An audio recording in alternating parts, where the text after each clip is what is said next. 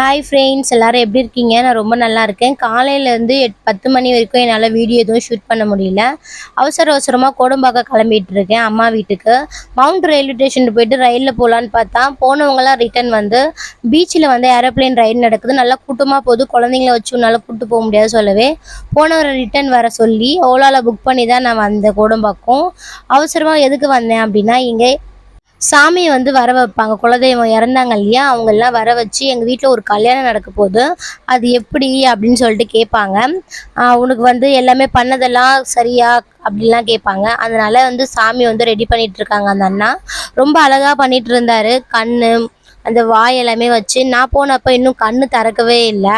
அதனால் நான் வெயிட் பண்ணிட்டு இருந்தேன். கண்ணு அழகாக திறந்தா எப்படி இருக்கும், சூப்பராக இருக்கும்ல. கண்ணு திறக்கிறது தான் சாமிக்கே, கண்ணு தான் அழகு. அதனால் நான் வெயிட் பண்ணிட்டு இருந்தேன்.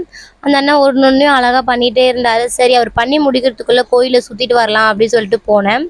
அங்கே பார்த்தீங்க அப்படின்னா 5 தலை நாகம் அழகாக இருந்துச்சு. அது மேலே வந்து சிலைங்கள்லாம் வச்சு சூப்பராக இருந்துச்சு. அப்புறம் அதை பார்த்துட்டு வர்றதுக்குள்ளேயே அந்த அண்ணா சூப்பராக அலங்காரம் பண்ணிட்டாரு. பாதி வேலை முடிஞ்சிருச்சு, இன்னும் பாதி வேலை இருக்குது அப்படின்னு சொன்னாங்க. சரி, ஓகே, நம்ம சுற்றிட்டு வரலாம். கொலு பார்த்ததே கிடையாது. அந்த கோயிலில் கொலு வச்சுருக்கேன்னு சொல்லவே நான் அந்த கொலு பார்க்க போயிட்டேன். இந்த வருஷத்தில் நான் பார்த்த முதல் கொலு இது மட்டும்தான். அதனால் அப்படியே பார்த்து ரொம்ப அழகாக இருந்துச்சு. அங்கே வந்து வெங்கடேஷ் பெருமாள் அழகாக பண்ணியிருந்தாங்க. நேரில் பார்க்க இன்னும் சூப்பராக இருந்துச்சு. என் ஃபோனில் கிளாரிட்டி கிடையாது, அதனால் இப்படி தான் இருந்துச்சு. அது மட்டும் இல்லாமல் இன்றைக்கி லக்ஷ்மி சரஸ்வதி அப்படின்னு சொல்லிட்டு 2 பேருமே பார்த்துட்டேன். இன்றைக்கி நவராத்திரியோட 4வது நாளில் லக்ஷ்மி சாமியோடது. அதனால் அன்றைக்கி பார்த்து ரொம்பவே சந்தோஷமாக இருந்துச்சு. பசங்க வந்து ஜாலியாக விளையாடிட்டு இருந்தாங்க. இந்த கோயிலில் வந்து இன்னொன்று என்னென்னா, சரஸ்வதி சாமியே இருக்காங்க. நிறைய கோயிலில் வந்து இந்த சரஸ்வதி சாமி நம்மளால பார்க்கவே முடியாது, ரேரு. ஆனால் இந்த கோயிலில் இருந்துச்சு. அதுக்குள்ளே சாமியை வந்து முடிச்சுட்டாங்க அழகாக பண்ணி. இந்த கோயில் எங்கே இருக்குது அப்படின்னா, கோடம்பாக்கம் ரயில்வே ஸ்டேஷன் ஒட்டின போலவே இருக்குது.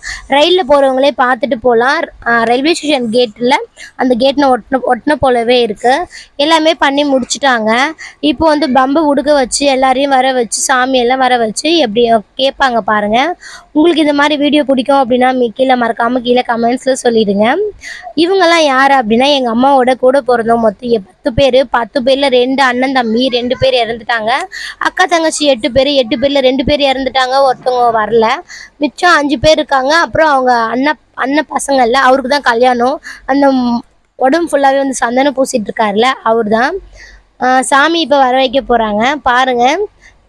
இந்த மாதிரி விஷயத்தெல்லாம் யார் யார் நம்புவீங்க நம்ப மாட்டீங்கன்னு மறக்காமல் கீழே கமெண்ட்ஸில் சொல்லுங்கள். என்னை பொறுத்த வரைக்கும் சாமின்னு ஒன்று இருந்தால் பேயின்னு ஒன்று இருக்கும்னு சொல்லுவாங்கள்ல, அந்த மாதிரி தான். இருக்கிறவங்களுக்கு இருக்கிறாங்க, இல்லாதவங்களுக்கு இல்லை. ஓகே ஃப்ரெண்ட்ஸ், இல்லை நானும் சாமி ஆடி இருக்கேன். பார்த்து கலாய்ச்சிடாதீங்க, என்னை யாருன்னே தெரியாத மாதிரி தான் இருக்கும். பாருங்கள், பார்த்து மறக்காமல் கீழே கமெண்ட்ஸில் சொல்லுங்கள். இப்போது ஒருத்தவங்களும் வந்து அந்த சாமிக்கு வந்து தீபார்த்தனை காட்டுவாங்க. அவங்க ரத்த சம்மந்தப்பட்டவங்க மட்டும். ஏன் அப்படின்னா, அது நாங்கள்லாம் வந்து ரத்த சம்மந்தப்பட்டது. ஆனால் நாங்கள் வந்து இன்னொரு வீட்டுக்கு கல்யாணம் பண்ணி போயிட்டனால நாங்கள் வந்து அந்த மாதிரி பண்ணக்கூடாது. அதனால அவங்க மட்டுமே உடம்புல தண்ணி ஊற்றிட்டு வந்து பட்டை போட்டுட்டு வந்து நின்றுட்டு இருக்காங்க. ஒருத்தவங்களாம் கூப்பிட்டு சாமிக்கு வந்து அந்த தீபார்த்தனை காமிச்சிட்டு இருக்காங்க.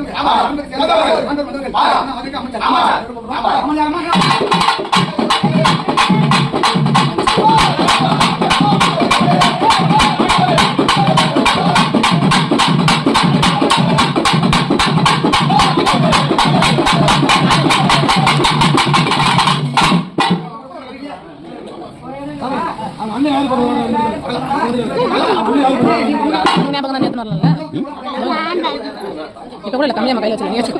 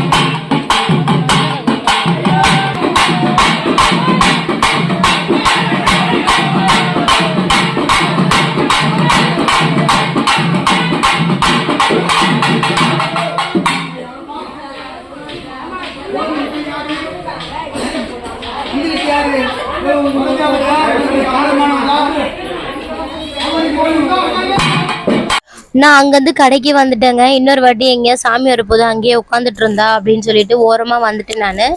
இது எல்லாமே வந்து நம்மள இன்னொரு சேனல் பார்பி சேனல் இருக்கும்ல, அதுக்கோசம் திங்ஸ் வாங்கிறதுக்கோசம் வந்தேன். நவராத்திரி டைமில் மட்டும்தான் இங்கே போடுவேன்னு சொன்னாங்க. இந்த ஆரியகோடா ரோட்டில் வெஸ்ட் மாம்பலம் அங்கே தான் வந்திருக்கேன் நான். ஆன்லைனில் பார்த்துட்டு தான் வந்தேன். ஆனால் எங்கள் வீடு கோடம்பாக்கம் இருந்தாலும் இந்த கடை இருக்கிறது எனக்கு தெரியாது. கொலுவே நம்ம இப்போ தானே ஃபஸ்ட் டைம் பார்க்குறோம் அவ்வளோ செஞ்சுட்டு இருக்கிறது. அதனால நான் வாங்க வந்தேன். இது ரேட் எல்லாமே கொஞ்சம் கம்மி, கொஞ்சம் அதிகமாக தான் இருந்துச்சு. ஏன் அப்படின்னா கொலு டைமில் மட்டும்தானே போடுறாங்க, அதனால போல். இதில் எனக்கு தேவையான ஐட்டம் மட்டும் நான் வாங்கிக்கிட்டேன். நான் வாங்கினதே வந்து ஒரு 500 ருபீஸ் வந்துருச்சு. இதுக்கப்புறமேட்டு நம்ம போயிட்டு அங்கே என்ன நடக்குதுன்னு சொல்லிட்டு பார்க்கலாம். நான் வரத்துக்குள்ளே அவங்க சாமி வெளியே கொண்டு வந்துட்டாங்க. இங்கேருந்து பார்த்தீங்க அப்படின்னா அவங்க வீட்டு வரைக்கும் வந்து இந்த மாதிரி அலங்காரம் வச்சு கொண்டு போவாங்க. முக்கால்வாசி வேலை முடிஞ்சிருச்சு. நான் வந்து பார்க்கவே இல்லை. ஆனால் வீடியோ வந்து இருக்குது பாருங்கள். அது எல்லாமே வந்து கூட வந்தவங்க வந்து ஷூட் பண்ணியிருந்தாங்க. அதை தான் போட்டிருந்தேன் நான். அதை பாருங்கள்.